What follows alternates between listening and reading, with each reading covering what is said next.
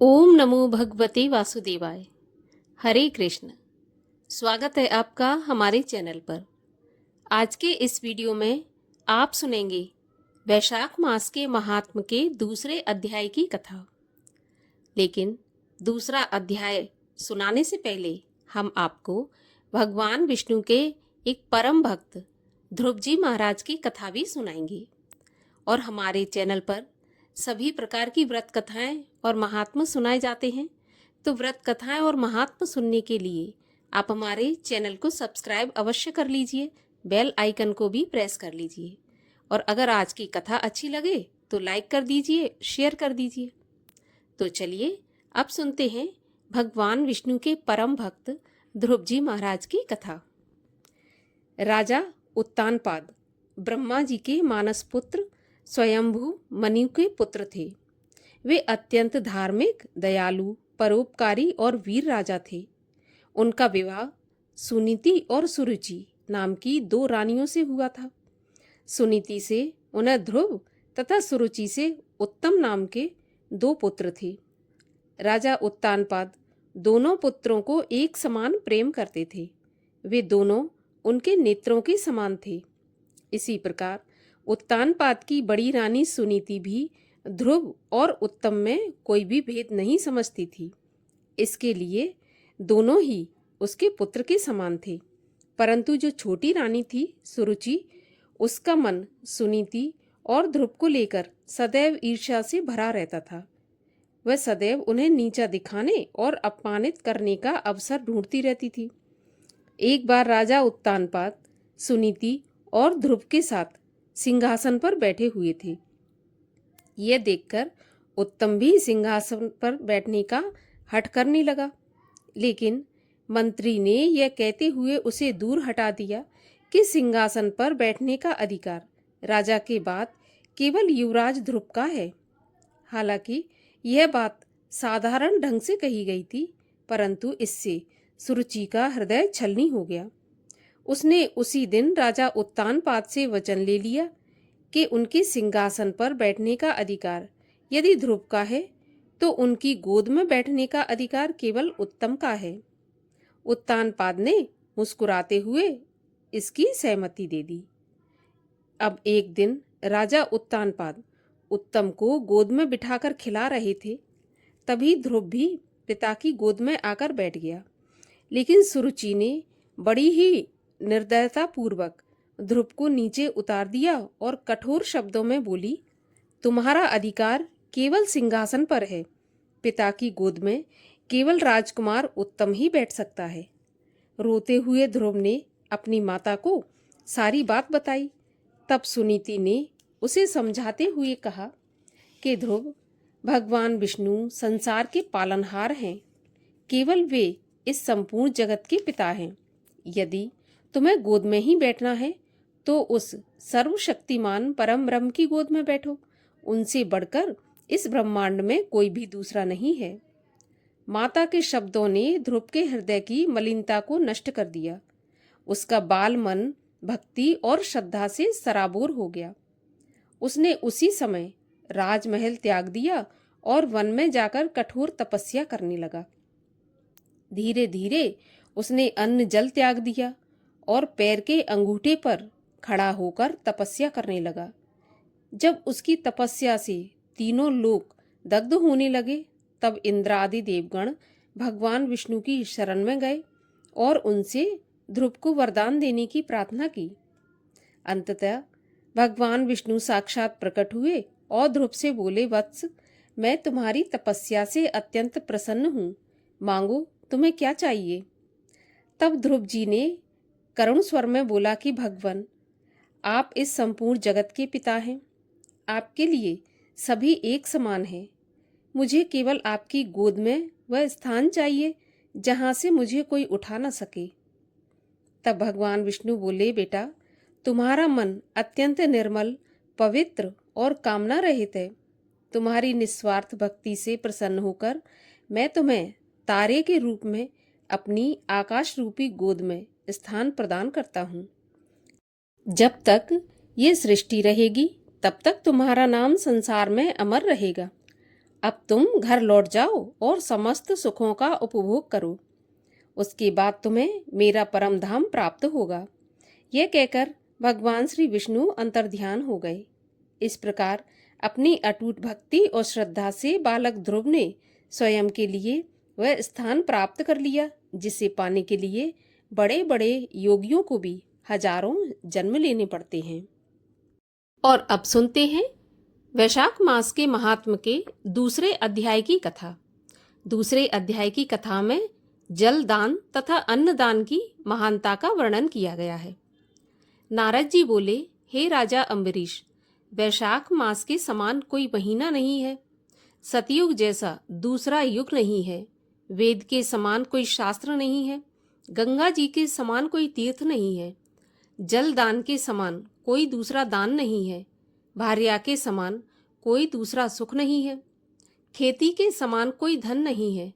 जीवन के समान कोई लाभ नहीं है। उपवास के जैसा कोई दूसरा तप नहीं है। दान से अधिक कोई सुख नहीं है। दया के समान कोई दूसरा धर्म नहीं है। नेत्रों के समान कोई ज्योति नहीं है। भोजन के समान कोई तृप्ति नहीं है। खेती के समान कोई व्यापार नहीं है। धर्म के समान कोई हितकारी मित्र नहीं है। सत्य के समान कोई यश नहीं है। आरोग्य के समान कोई हर्ष नहीं है। केशव के समान कोई रक्षक नहीं है। माधव के तुल्य संसार में कोई पवित्र नहीं है। ऐसा ये परम उत्तम वैशाख मास शेष शैया भगवान को सदा प्यारा है। भगवान के प्यारे इस महीने को जो लोग बिना व्रत, धर्म, स्नान, दान आदि किए व्यतीत करते हैं, वे धर्महीन होकर शीघ्र ही पशु योनि पाते हैं। उन लोगों का कुआं, बावड़ी बनवाना, बगीचा लगवाना आदि सभी धर्म व्यर्थ हैं। उनका कुछ फल नहीं होता। वैशाख मास में जलदान, छतरी दान, खड़ाऊ दान और पंखा दान सबसे उत्तम है, जो अवश्य करना चाहिए।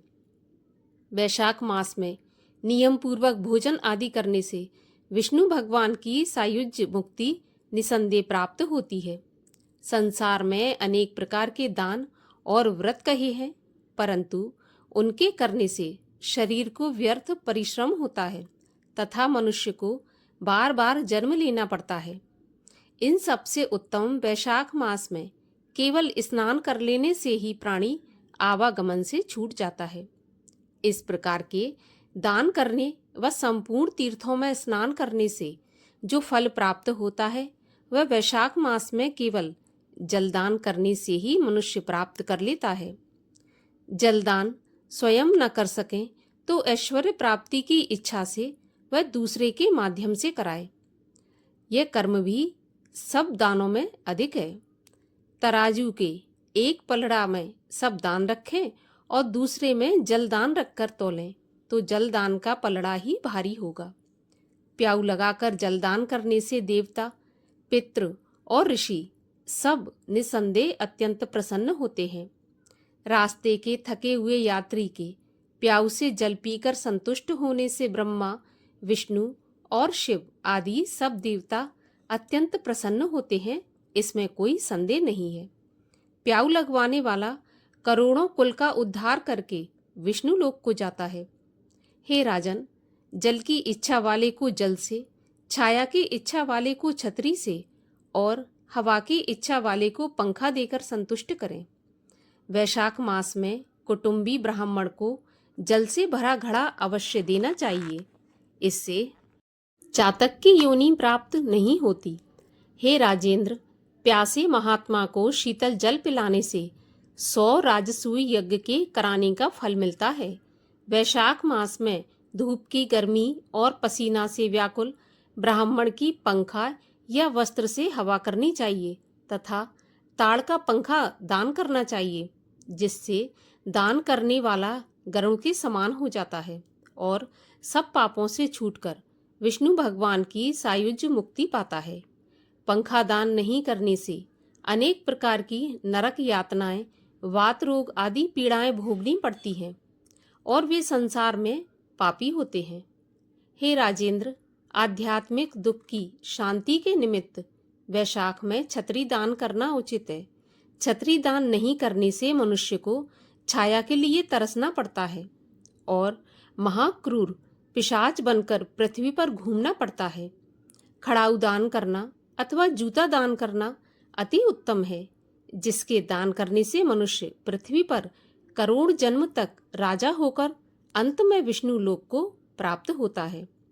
दान न करने वाले मनुष्य को संसार में दुख भोगकर अंत में नरक की यातना भोगनी पड़ती है। जो मार्ग में श्रम को दूर करने के लिए स्थान बनवाते हैं तथा जो दोपहर को अतिथि या ब्राह्मण को आसन देकर भोजन कराते हैं, उसका फल ब्रह्मा जी भी वर्णन नहीं कर सकते।